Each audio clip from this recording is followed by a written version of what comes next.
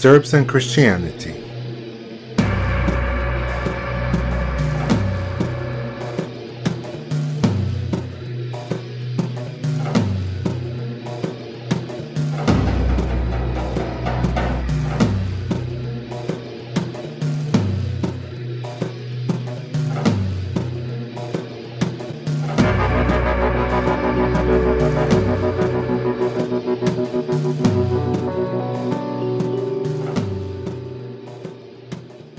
Due to the lack of historical sources, the issue of the Serbs' acceptance of Christianity is a difficult one.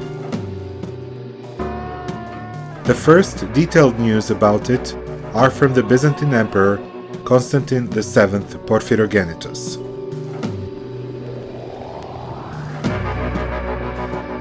The emperor notes that Heraclius, after settling Serbs in Dalmatia, decided to christen them, so he ordered that priests from Rome do the task. The priests did the christening and, as explicitly stated by the emperor, taught them the Christian ritual well. At that time, before 630 AD, Heraclius was on good terms with the Roman Pope Honorius.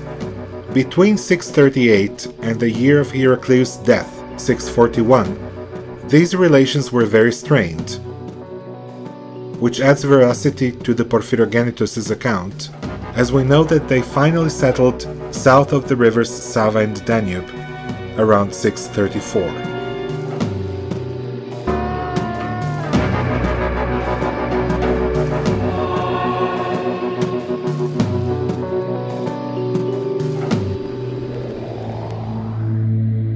At the time, the Christian Church was united, despite being subdivided into 5 patriarchies: Rome, Constantinople, Antioch, Jerusalem, and Alexandria. On the other hand, the church duties between patriarchies also determined the areas of their influence. In the church legal sense, the lands west of the borders of Thrace were under Rome's jurisdiction, so it was to be expected that Heraclius left the task of christening of Serbs for Roman priests. It is impossible to say how this christening was done or how it spread among the Serbs.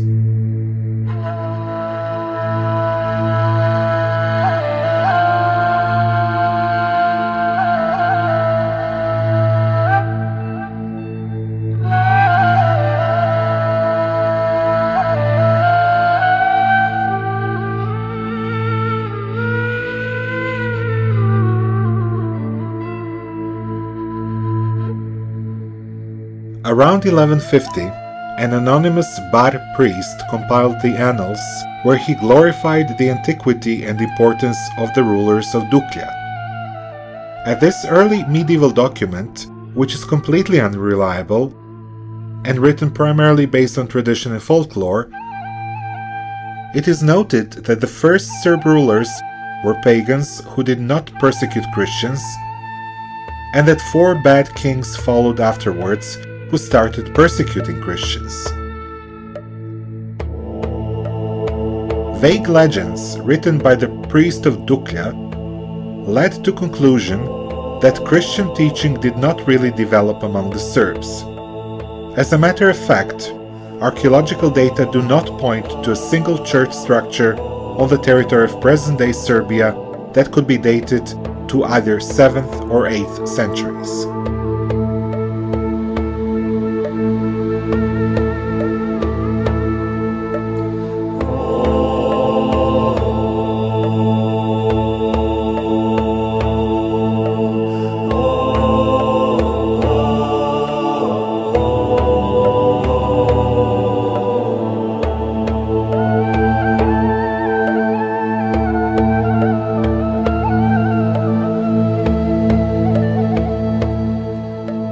However, one should also take into account that at the time, the issue of christening was always the act of political and not ideological decision.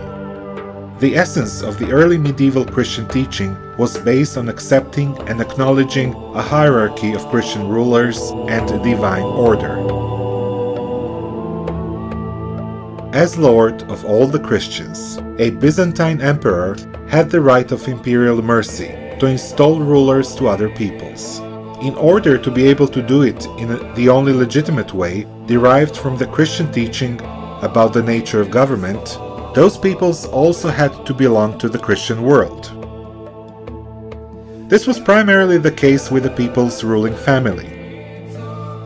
On the other hand, in order to root the principle of the Christian concept of the ruler's dignity, the ruler in question had to proceed to spread the faith towards other social strata of the population or his fellow tribesmen.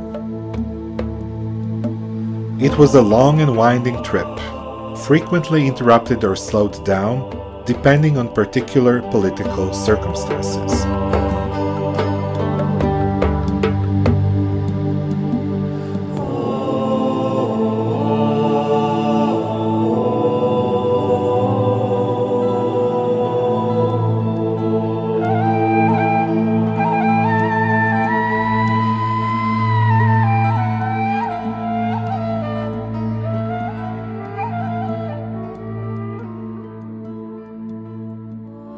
In the first 2 centuries after the settlement, the decisive role in the spread of Christianity among the Serbs must have been played by the Dalmatian cities which preserved their church organization.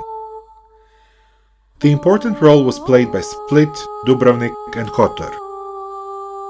Already in the mid-7th century, a Jovan Ravenian was a missionary in Middle Dalmatia by organizing the Split church and extending Christian influence to the surrounding Slavs. Around 680, Pope Agathon mentions that many bishops serve among Slavs as well. It is not known which Slavs did he mean, but most probably the ones who lived in the Balkan Peninsula in the Dalmatian hinterland. In 743, Pope Zacharias issued an edict to the church in Dubrovnik, giving her the jurisdiction over most of the Serb territories. This edict survives in a later copy, dated from the end of 12th or beginning of the 13th centuries, with its content almost certainly changed. It is falsified but also contains some reliable data. It is interesting to note that in the argument with the Bar bishopric in 1255, Dubrovnik representatives claimed that the original edict was taken by Stefan Nemanja during one of his raids of Dubrovnik in 1185. There is a lively church activity in the South Dalmatia in the late 8th and early 9th centuries. In this period, many churches were built in the vicinity of Ulcinj, Kotor and Budva. Their benefactors include Slavs. It seems that the process of Christianization went farthest in Duklja. There is also an early 9th century church in Zaton on the river Lim.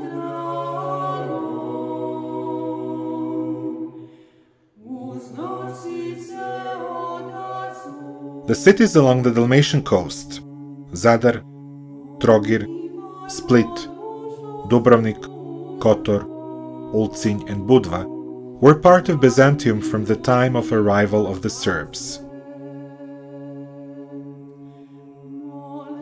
They also kept the church organization.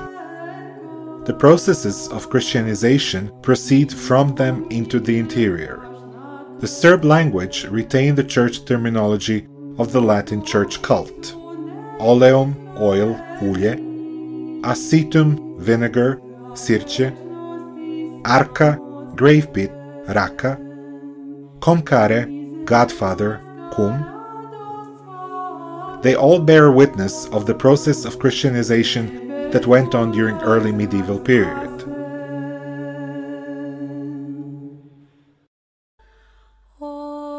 The church was still united.